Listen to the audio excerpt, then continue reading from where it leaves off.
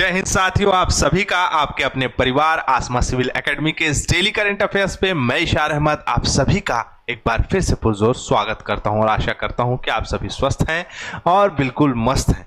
बाहर बहुत तेज जो है वो गर्मी पड़ रही है, तो याद रखें कि गर्मी में ज़्यादा ना जाएं और अपनी स्टडी को ज़्यादा से ज़्यादा टाइम दें, ठंडे में बैठें। और एक चीज़ है कि अपनी कंसिस्टेंसी ब्रेक ना करें, निरंतर प्रयास करते रहें और एक युद्ध स्तर पे तैयारी कर कर अपने एग्ज़ाम को क्वालिफाई करें, एग्ज़ाम को निकालें। ठीक है, चलिए ज़्यादा समय ना लेते हुए 28 अप्रैल के करंट अफेयर्स को पढ़ते हैं। लेकिन हाँ, अगर चैनल में नए हैं तो चैनल को सब्सक्राइब कर लें और पहले से अगर इस चैनल में हैं तो मेरे प्रिय साथियों इस वीडियो को शेयर ज़रूर करिएगा। और मैं आप सभी को बोल दूं कि डेली करंट अफेयर आपको रोज अपडेट कराया जाता है। इससे आपका डायनेमिक पोर्शन मतलब न्यूज़ से ओरिएंटेड चीज़ें भी पता चलती है, साथ ही साथ स्टैटिक पोर्शन जो कि एग्जाम में अधिकतर पूछे जाते हैं वो भी अपडेट कराया जाता है। तो अपनी कंसिस्टेंसी शुरू से अंत तक बनाए रखें। ठीक है, चलिए आज की पॉजिटिविटी है, बड़ा सपना देखने की हिम्मत रखो क्योंकि छोटे सपनों में वो ताकत नहीं होती जो दिल को चलाए रखें। मेरे प्रिय साथियों, जीवन में कभी ना कभी हम मध्यम वर्गीय लोगों की जीवन दिनचर्या में ये होता है कि कई लोग अंडरस्टिमेट कर देते हैं आपको। मेरी बात गौर और गंभीरता के साथ समझिएगा कि बहुत लोग जो है आपको अंडरस्टिमेट कर देंगे कि ये कैसे कर पाएगा, ये कैसे करेगा। कई बार ऐसा होता है कि एक एवरेज स्टूडेंट लाइक 55 to 50% वाला जो स्टूडेंट है उसको भी अधिकतर अंडरस्टिमेट किया जाता है और कहीं ना कहीं वो एग्ज़ाम निकाल लेता है। आप अगर उदाहरण उठा के देखें तो बहुत सारे एवरेज स्टूडेंट ही जो है गवर्नमेंट जॉब निकालते हैं। तो आप अपनी ताकत को समझिए और कंसिस्टेंट रह के जो है आप अपने अच्छे सपने को देखते हुए जो है अपने सपने को प्राप्त करें। ठीक है, चलिए आइए अपना सत्र प्रारंभ करते हैं। गर्मी बहुत है, मेरे को भी आज जो है धूप लग गई है, धूप में आना जाना हो गया तो एकदम सर जो है चकरा रहा है। और जब सर चकराए तो नवरत्न तेल लगा लेना चाहिए बोलते हैं। ठीक है, चलिए तो मैं वैसा लगाऊंगा। हाल ही में जम्मू कश्मीर में किस स्थान पर आतंकवादी हमला हुआ था? तो पहलगाम में हुआ था। संतोष भगत ने बिल्कुल सही आंसर दिया है और ये जो घटना हुई है एक बहुत ही दिल दहला देने वाली घटना है और जो इसका समर्थन करते हैं उनको सज़ा मिलनी चाहिए। सरकार को जो है इसका जवाब देना चाहिए और मुंह तोड़ जवाब देना चाहिए। और ऐसे लोगों को हमारे भारत में आने का प्रवेश कैसे मिलता है इस पे जो है सवाल करता है पूरा भारत। ठीक है, चलिए कार्यस्थल पर सुरक्षा और स्वास्थ्य के लिए विश्व दिवस कब मनाया जाता है? आज के दिन मनाया जाता है। आज का दिन कौन सा है? तो आज का दिन है 28 अप्रैल। कौन सा अप्रैल? 28 अप्रैल को मनाया जाता है कार्य दिवस में सेफ्टी और हेल्थ का। और इसे कौन मनाया जाता है, किसके द्वारा मनाया जाता है? तो इंटरनेशनल लेबर ऑर्गेनाइजेशन के द्वारा, जिसे हम अंतर्राष्ट्रीय श्रम संगठन कहते हैं, उसके द्वारा ये अवेयरनेस फैलाया जाता है कि कार्य के दौरान हमें क्या क्या जो है सहूलियत बरतनी चाहिए, क्या क्या जो है हमें चीज़ों का पता होना चाहिए जिससे हमें कोई नुकसान ना हो। ठीक है, एहतियात जिसे कहा जाता है वो बरतने की सुविधा हमको बताई जाती है। और साथ ही साथ अगर हम कहें तो लोगों को किस प्रकार से कैसा डाइट लेना चाहिए उस आहार के बारे में भी जो है इस दिन अवेयरनेस फैलाई जाती है। तो आज का दिन ये प्रॉपर जो है कार्यस्थल पर कार्य करने वाले लोगों के लिए है। ठीक है, साहू जी एसी चला दो तो।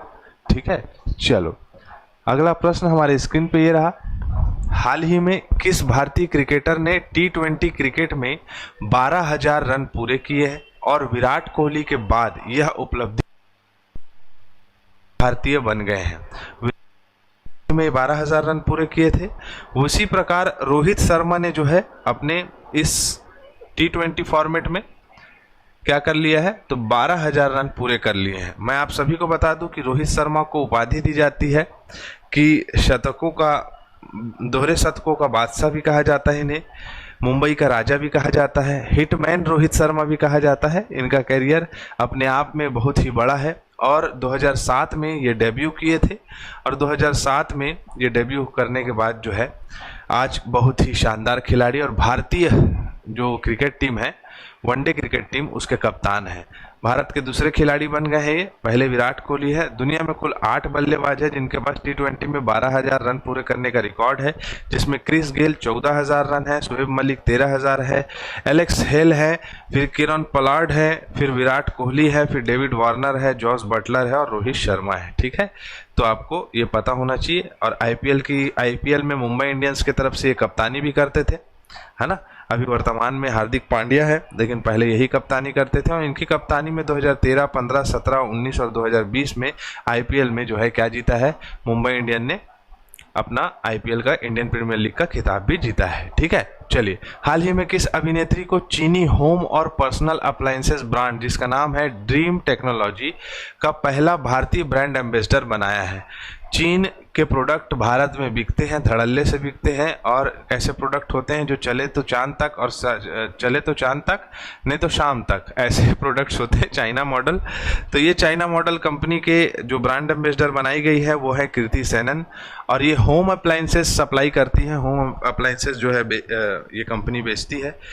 चलो, चीन smart home personal appliances dream technology की बॉलीवुड अभिनेत्री कृति सेनन जो है ये ब्रांड एम्बेसडर बनी है। और मैंने बताया कि ये क्या करता है, तो भारत में शुरुआत 2023 में किया है। अमेजॉन इंडिया के साथ जो है साझेदारी कर अपना प्रोडक्ट बेचा है ऑनलाइन वे पे। स्थापना इसकी 2017 में चीन में हुई है और बहुत सारी चीज़ें बेचता है, जैसे रोबोटिक वैक्यूम क्लीनर है, वेट और ड्राई वैक्यूम बेचता है, कार्डलेस स्टीम वैक्यूम बेचता है, हेयर स्टाइलिंग और ग्रूमिंग टूल्स बेचता है। ठीक है, तो ये सब चीज़ बेचता है। तो इसके ब्रांड एम्बेसडर कृति सेनन बन गई है। क्लियर। चलो, हाल ही में किस संस्थान को केंद्रीय शिक्षा मंत्रालय द्वारा डीम्ड टू बी यूनिवर्सिटी का दर्जा प्रदान किया गया है? देखो, अब यहाँ पर बात आती है कि ड्रीम टू बी यूनिवर्सिटी होता क्या है। ड्रीम टू बी यूनिवर्सिटी ऐसा यूनिवर्सिटी होता है, ऐसा विश्वविद्यालय होता है जो कि सरकारी नहीं होता है, लेकिन ये अपना जो है सर्टिफिकेट प्रदान कर सकता है, अपना डिग्री प्रदान कर सकता है, अपना डिप्लोमा प्रदान कर सकता है। ठीक है, इसके लिए स्वतंत्र होता है। ठीक, तो National School of Drama, National School of Drama नहीं, Film and Television Institute of India Pune को प्रदान किया गया है।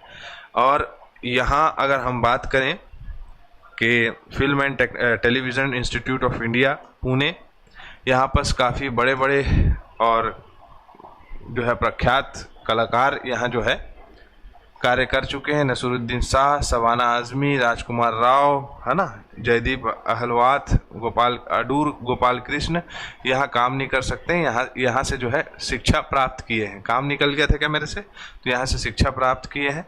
और मैंने बताया कि यही होता है जो कि यूनिवर्सिटी जैसा दर्जा मिल जाता है इन्हें, लेकिन ये विश्वविद्यालय नहीं है प्रॉपर। ये क्या है, सरकार इन्हें मान्यता प्रदान कर देती है। और ठंड में एक और बात, ठंड में ज़्यादा गर्मी से आके ठंडा पानी नहीं पीना, क्योंकि मैं अभी पिया हूँ और मुझे सर्दी जैसा फील होने लग गया है। ठीक है, तो इस धूप में बचे। Times Higher Education Asia University ranking 2025 में भारत का कौन सा विश्वविद्यालय शीर्ष स्थान पर है? 38वें स्थान पर है। कौन सा संस्थान? IISc, मतलब इंडियन इंस्टीट्यूट ऑफ साइंस। ठीक है, जो कि बेंगलोर में है और भारत में एक ही है। इसे 38th रैंक मिला है। ठीक है, Times Higher Education Asia University ranking में। अब अगर हम बात करें कि पहले स्थान में कौन है, तो चीन का सिंघुआ यूनिवर्सिटी जो है वो 93 स्कोर के साथ टॉप यूनिवर्सिटी में पहले स्थान पे है, और 2024 में भी ये पहले स्थान में था। ठीक है, उसके बाद अलग अलग आधार पे दिया जाता है इन्हें। 18 अलग आधार पर जो है पैमाने हैं, जैसे देख सकते हैं आप। रिसर्च क्वालिटी कैसा है, इंडस्ट्री कनेक्शन कैसा है, इंटरनेशनल आउटलुक कैसा है, टीचिंग स्टैंडर्ड्स कैसे हैं, रिसर्च एनवायरनमेंट कैसा है, इसके आधार पर यह दिया जाता है। भारत के टॉप विश्वविद्यालय की बात करें तो IISc यानी Indian institute of science Bengaluru 38 number के साथ पहले नंबर में है। अन्ना यूनिवर्सिटी, अन्ना जानते हो किसको बोलते हैं, बताओ तो अन्ना किसको बोलते हैं? अन्ना यूनिवर्सिटी चेन्नई को 111 नंबर मिला है। IIT इंदौर को 131 नंबर मिला है। महात्मा गांधी यूनिवर्सिटी केरल को 140 और शुलिनी यूनिवर्सिटी हिमाचल को 146 मिला है। ठीक है, एशिया के टॉप 10 की बात करें तो सिंघुआ यूनिवर्सिटी चीन पहले नंबर में है, पेकिंग यूनिवर्सिटी चीन पहले नंबर में है, नेशनल यूनिवर्सिटी ऑफ सिंगापुर चौथे नंबर में है ना, तीसरा नंबर में है। ठीक, तो इस प्रकार से आप समझ सकते हैं।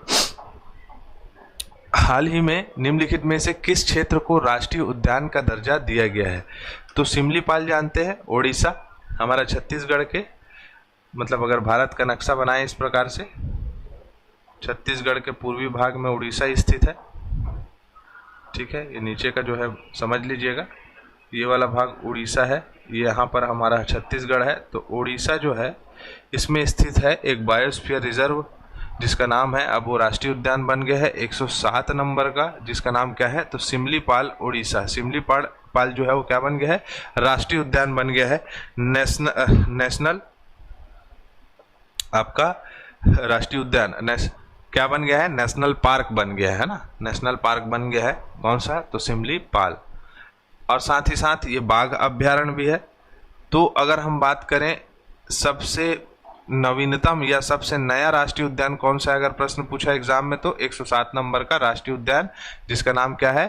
तो आपका सिमलीपाल राष्ट्रीय उद्यान, जो कि कहाँ है? तो उड़ीसा में स्थित है। ठीक है, 845.70 वर्ग किलोमीटर में फैला हुआ है। बहुत सारी जैव विविधता यहाँ पाई जाती है। ठीक है, उड़ीसा परिक्षेत्र में एक बहुत ही अच्छा वन संसाधन क्षेत्र है। ठीक है, 11 रेंज है इसमें। चलो, हाल ही में international centre of films for children's and young people का नया अध्यक्ष किसे बनाया गया है या किसे नियुक्त किया गया है? तो क्या नाम है इनका? इनका नाम है जितेंद्र मिश्रा। क्या नाम है? जितेंद्र मिश्रा जी को बनाया गया है आपका international centre of films for children and young people. ये संस्था क्या करती है? तो ये संस्था जितने भी यंग पीपल्स हैं, जितने भी चिल्ड्रंस हैं, उनको जो है उनके हिसाब से एक सराहनीय मोटिवेटेड जो है मूवीज़ बनाती है, जिससे उनको जो है अपने जीवन दिनचर्या पे क्या होता है, एक प्रकार से हेल्प मिलती है और साथ ही साथ वो इस काम पे आगे बढ़ते हैं। तो 2025 से 27 तक ये रहेंगे। इसका मुख्यालय जो है इंटरनेशनल सेंटर ऑफ फिल्म और for children and young people का, वो ग्रीस में है ना, मतलब एथेंस में है ना। यूनेस्को के द्वारा इसे समर्थन प्राप्त है। ठीक, भारत के अध्यक्ष यही बने हैं। फिर उसके बाद है भारतीय पुरातत्व सर्वेक्षण आयोजित केंद्र पुरातत्वीय सलाह बोर्ड की 38वीं बैठक हुई। इसकी अध्यक्षता यदुबीर सिंह जी द्वारा की गई थी, जो कि इसके अध्यक्ष हैं आर्कियोलॉजिकल सर्वे ऑफ इंडिया के। श्री सर्बानंद सोनोवाल जी ने अंतर्राष्ट्रीय cruise terminal Mumbai international cruise terminal का उद्घाटन किया है। इलेक्ट्रॉनिक्स और सूचना प्रौद्योगिकी मंत्रालय के द्वारा IM सर्कुलर नामक कॉफी टेबल बुक का विमोचन किया गया है, जिससे कि सस्टेनेबल डेवलपमेंट में जो है लोगों को हेल्प मिलेगी, युवाओं को हेल्प मिलेगी। 100% टीकाकरण कवरेज सुनिश्चित कराना काम है किसके? खसरा और रुबेला उन्मूलन अभियान का 2025 से 26 तक के का। पाकिस्तान को कूटनीतिक रूप से अलग थलग कर देने का कार्य किया गया है, जिसमें जो है आपका इंडस वाटर ट्रीटी को जो है समाप्त कर देंगे। ठीक है, अटारी वाघा वाला जो व्यापारिक मार्ग है उसको बंद कर दिया जाएगा। वीज़ा को जल्दी से कैंसिल करने को कहा गया है, 1 हफ्ते के भीतर जो है भारत छोड़ो कह दिया गया है। पाकिस्तान मिलिट्री एडवाइज़र को भी हटा दिया गया है ना, उनको भी कहा गया है कि 48 घंटे के भीतर चले जाइए। ठीक है, उसके बाद जितने भी रेसिडेंशियल लोग यहाँ रह रहे हैं वीज़ा लेके, उनको बोल दिया गया है कि 1 हफ्ते के अंतर्गत tata bye bye. Wisden Cricketers' Almanack 2024 के अनुसार किस भारतीय खिलाड़ी को विश्व के अग्रणी पुरुष और महिला खिलाड़ियों के रूप में नामित किया गया है? यह आप लोगों के लिए प्रश्न है, इसका आंसर आपको देना है प्यारे साथियों। ठीक है, इसी के साथ हमारा सत्र कंप्लीट होता है। मैं इजाज़त चाहूँगा। जय हिंद, जय भारत।